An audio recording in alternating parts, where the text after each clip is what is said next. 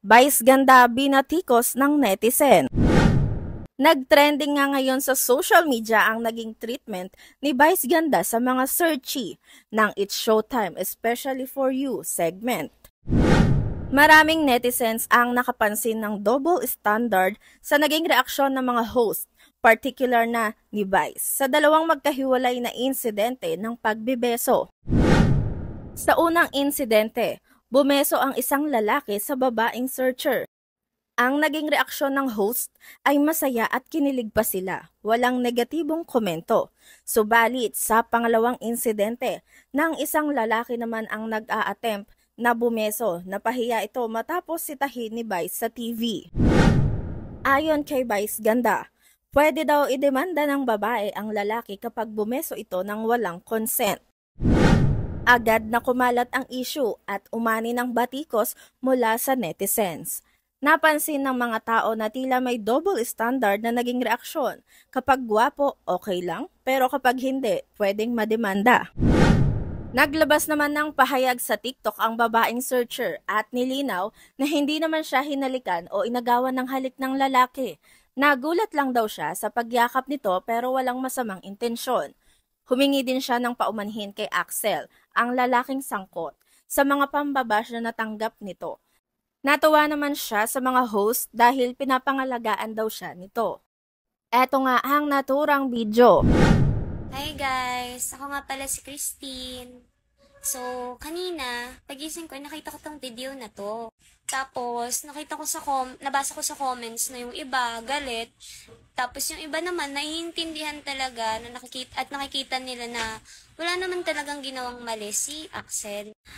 Ang totoo po kasi niya, wala naman po talagang balak si Axel na ibeso ako. Tsaka hindi ko talaga naramdaman na gusto niya akong ibeso.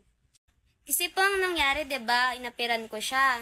Tapos, parang gusto niya akong ihag. Tapos, since nakaupo ako, ang awkward ng position.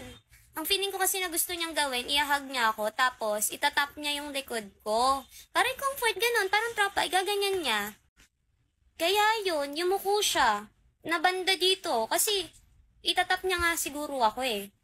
Parang magtropa. Sa pagtropa, di ba? Pag, alimbawa, yung tropa mo, malungkot. Ganun ka magano, di ba? Okay lang yun, be. Ganyan. Tapos, di ba, yung posisyon na yun, parang na-misinterpret ng mga host yun. To clarify lang po, wala po talagang nangyaring halik. Wala pong nako na halik na nangyari. Parang comforting lang po talaga since emotional ako nung segment. Ayun po. Pero in fairness po kay Meme Vice, ramdam mo talaga yung concern niya sa mga ganong bagay. Pero gusto ko lang po talagang ninawin na wala pong nakaw na halik na nangyari. Concern, parang lang talaga, gusto niya talaga ako i-comfort. Ganun. Dahil lang sa position na nakatayo siya at nakaupo ako, na misinterpret lang po talaga siguro ng mga host yun. Ngayon, pasensya na din po. Lalo na kay Axel, sorry. Sana, maging okay ka. Pasensya ka na kung nangyari yung ganito. Inamin din ng ilang netizens na may social privilege ang mga gwapo at magaganda na hindi agad napapansin. Maraming nagkomento na ang unang lalaki ay nagpaalam muna bago bumeso at mukhang komportable naman ang babae. Samantalang sa pangalawang insidente, kita raw ang pagkagulat ng babae kaya ganun na lang ang naging reaksyon. May mga nagsabi rin na ang pinakadapat sanang ginawa ng mga host ay alamin muna ang side ng babae bago magbigay ng pahayag. Dahil dito, maraming naglabas ng saloobin na mukhang kawawa ang pangalawang lalaki dahil sa hindi naman masamang intensyon. Sa kabila ng lahat, may mga nagsasabi ring wala naman talagang problema sa pag-call out ng mga host lalo na kung nakita nilang nagulat ang babae. Pero dahil sa insidente, lumutang ang issue ng double standard lalo na sa entertainment industry. Marami ang nagkomento na pagkagwapo o maganda, tila mas madaling napapalampas ang mga gantong aksyon. Sa kabuuan, mahalaga ang consent sa anumang uri ng physical interaction. Ang naging insidente sa It's Showtime ay magandang paalala sa lahat na maging maingat at sensitibo sa mga gantong bagay lalo na sa harap ng kamera.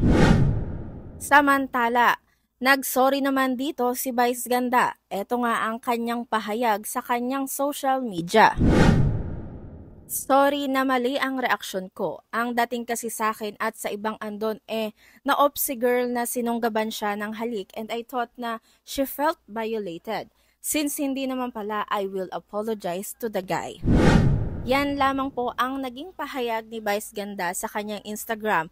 Ito naman ang naging pahayag ni Axel sa kanyang So TikTok guys, account. ako nga pala si Axel. I just want to clarify lang sana yung nangyari kahapon sa segment ng Showtime, yung especially for you.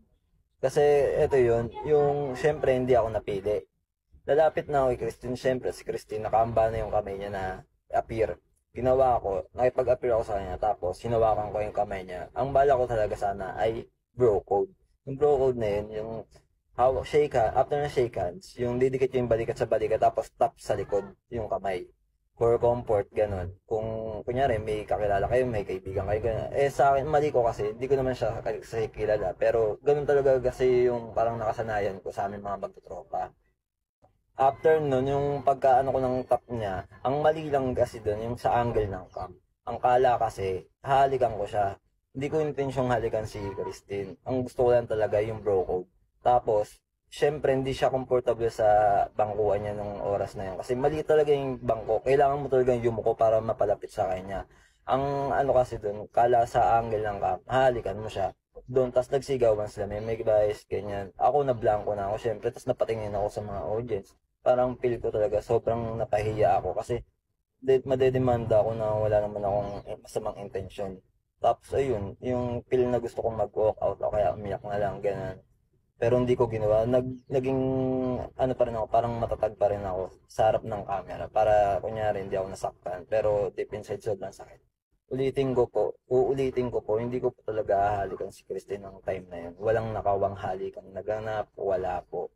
Ang naging ano lang po kasi talaga dun, yung angle ng cam, tsaka reaction po ng mga tao. Na feel nila, nagsigawan kasi sila nun eh. Kala nila halikan ko, pero hindi po talaga. And then parang na ano talaga ako sa pagsigaw ni Meme Vice. Doon na ako na blanco. Kaya wala na ako nasabi nun. Parang na speechless talaga ako nun. Pero sana po sa mga nagbabash po dyan, yung mga nagko-comment ng hindi maganda, stop na po natin yan kasi nakakasakit na din po kayo. Ang hirap din kasi sa social media, yung mas pinaniniwalaan nyo yung napapanood nyo at nakikita nyo. Hindi nyo inaalam muna kung ano yung totoong nangyayari bago kayo mag-post ng kung ano-ano. Tsaka hindi nyo alam kung nakakasakit na kayo, ganun. Gusto ko lang din naman mag-sorry kay Christine kasi nadadamay siya sa mga sa mga pambabash sa akin. Ayun lang. Gusto ko lang naman yung makapagpasaya kahapon kahit nagmumukha akong tanga. Ginagawa ko pa rin yung best ko para makapagbigay ng entertainment sa inyo. Pero yun pala mangyayari. Again po, sorry po sa lahat kung may nagawa man ako mali or hindi man maganda yung ginawa ko. Pero alam ko po sa sarili ko na wala akong intensyong masama.